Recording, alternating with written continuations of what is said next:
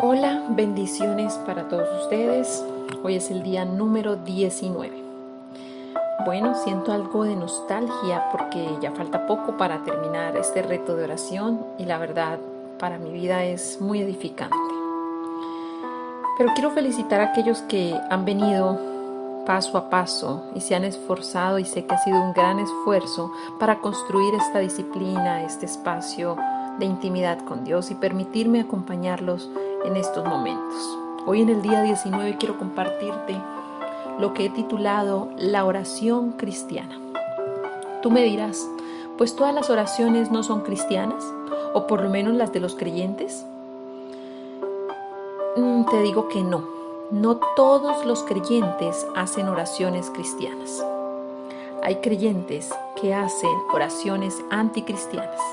Una oración cristiana es una oración como las que hacía Jesús. ¿Cómo oró Jesús? Bueno, la primera semana vimos la técnica del Padre Nuestro, una gran referencia de por qué cosas orar y con qué actitud orar. Después de todo, Dios responde las oraciones que nacen de su corazón, mas no las repeticiones religiosas.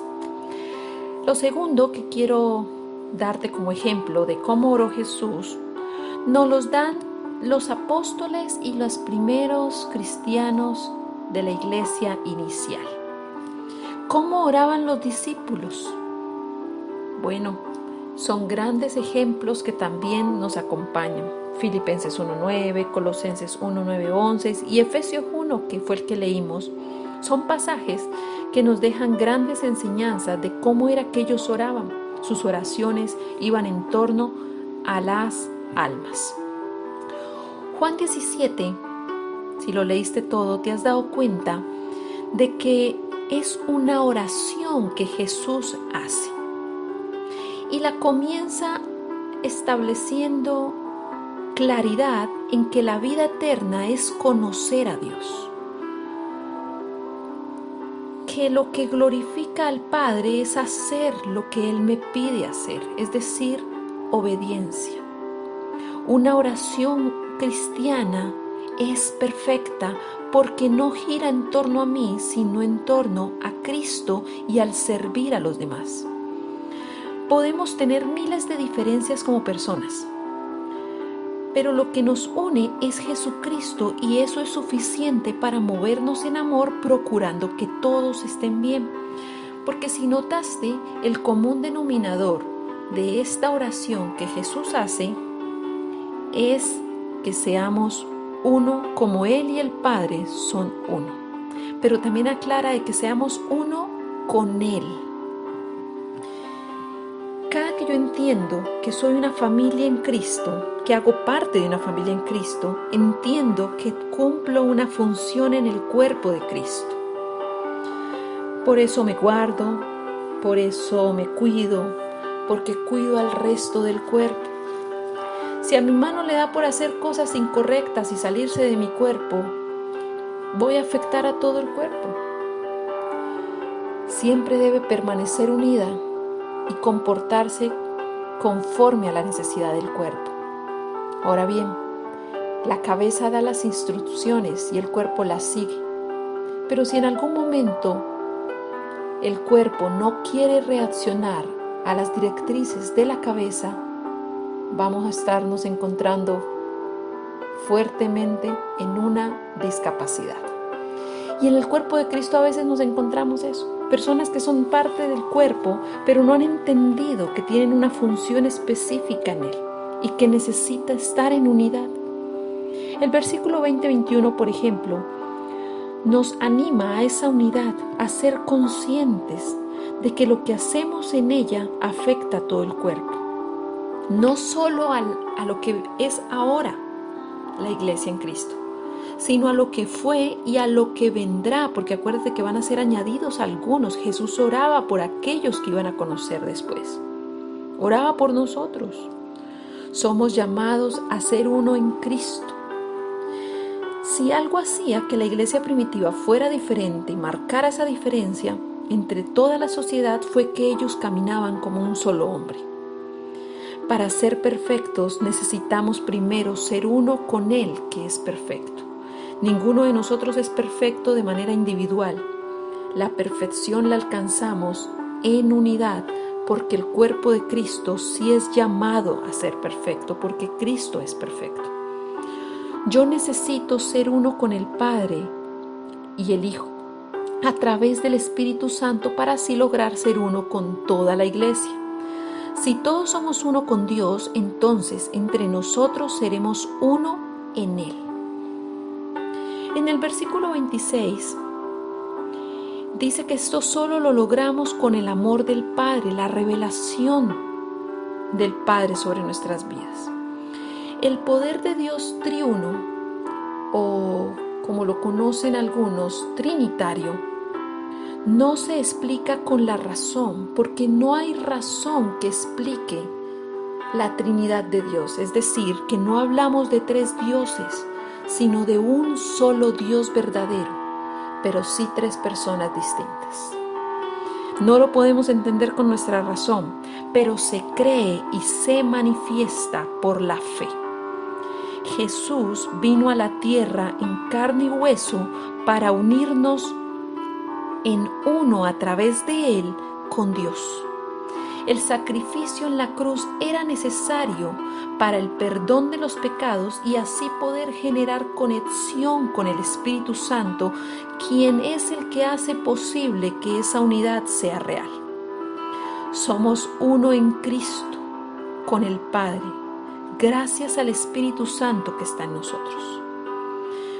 Somos uno en Cristo cuando Él es la cabeza y nosotros, como cada uno, una parte del cuerpo. Y aunque son partes diferentes y cada una cumple una función diferente, somos un solo cuerpo. Igual es Dios. Dios no quiere traer unidad como hermanos, es decir, unirnos como hermanos, como amigos, como familia. No, Él quiere que seamos uno solo, que hablemos, que pensemos y podamos sentir lo mismo, que seamos indivisibles. El amor cristiano es perfecto porque es un amor maduro. La oración cristiana es una oración de amor, es decir, maduro. Mira estas características de una verdadera oración cristiana. Primero, ser uno con el Padre. El Padre como fuente de vida. Jesús vino a incluirnos en esa comunión con el Padre para que pudiéramos acercarnos con libertad. Ser uno con Él es hacer parte de su familia. Necesitamos orar para que haya más intimidad con el Padre y su paternidad se nos revele. Lo segundo es ser uno con el Hijo. Y esto tiene más que ver con el cuerpo de Cristo, con la iglesia. Ser uno como iglesia. El nombre de los hombres es pasajero. No trata de personas o de individualismo. A Él no le interesa el individualismo. La iglesia es real porque es el cuerpo de Cristo.